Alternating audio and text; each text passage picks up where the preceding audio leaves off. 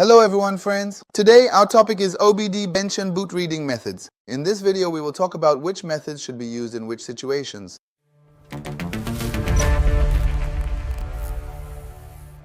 Let's start with the OBD method first. The OBD method is a technique where we connect to the vehicle using just a socket. It's not a reading and writing method that we highly recommend, but in some cases you may have to use the OBD method. The first of these situations is that the ECU may only support reading via OBD. In this case, there is no harm in reading or writing with OBD. The second situation is the need for a virtual file. As you know, you can only meet your virtual file needs via OBD, and again, there is no harm in using the OBD method. By the way, virtual reading is not possible for every ECU. You probably already know this from our virtual reading and normal reading video. If you haven't watched that video, we recommend you watch it as well. To sum up, the car's ECU might be in a place that's hard to reach and remove. In such cases, you can use the OBD method. But again, our recommendation is that no matter how difficult it is to access the ECU, if the car can be read via bench mode, you should definitely read it in bench mode. In conclusion, we do not recommend the OBD method unless it is absolutely necessary, because apart from the first two situations I mentioned, when you use the OBD method, there is a chance you may not have full access to the ECU, and in case of possible problems, you could end up on an irreversible path.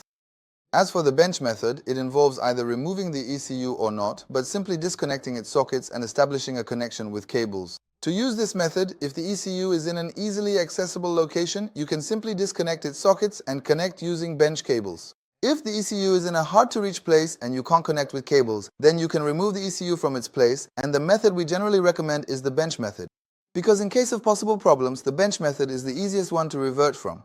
Frankly, if you don't want to encounter problems, we recommend using the bench method more often. Finally, there's the boot reading method. The boot reading method involves removing the vehicle's ECU, opening its cover, and working directly on the ECU board. It's a rather old method and one that customers are definitely not fond of. We do not recommend using this method unless you absolutely have to, because if any liquid or conductive material gets inside, it can cause problems. The reason you might use the boot method is to clone the ECU. Sometimes the bench method may be insufficient for ECU cloning. In such cases, you can use the boot method. But apart from that, if you can read with the bench method, we definitely do not recommend reading with the boot method.